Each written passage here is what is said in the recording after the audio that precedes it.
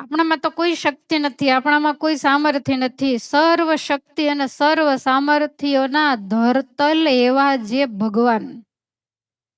ભગવાનના જીવનની અંદર જો તમે ડોક્યું કરો તો આપણને ખ્યાલ છે કે ભગવાન વ્રજ મૂકી અને મથુરા પધાર્યા, કંસને માર્યો, ઉગ્રસેનને રાજ્ય આપ્યું અને પછી ભગવાને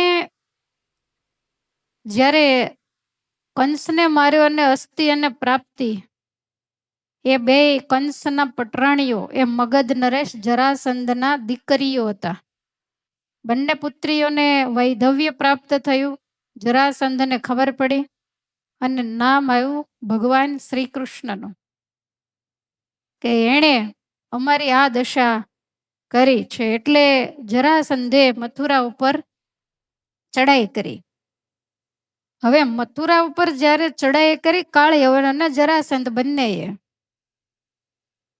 તો પછી આખું ગામ છોડીને, જમીન જાયગાથી બધું છોડી અને અસુરોથી ડરીને સાગર બેટમાં આવવાની કઈ જરૂર ખરી?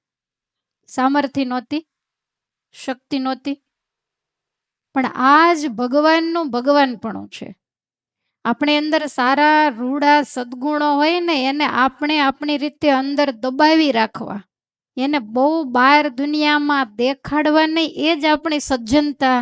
આપણી સજ્જનતા આપણે દેખાડવાની ન હોય, દુનિયા એને બહાર લાવે કે આ વ્યક્તિ આવી છે.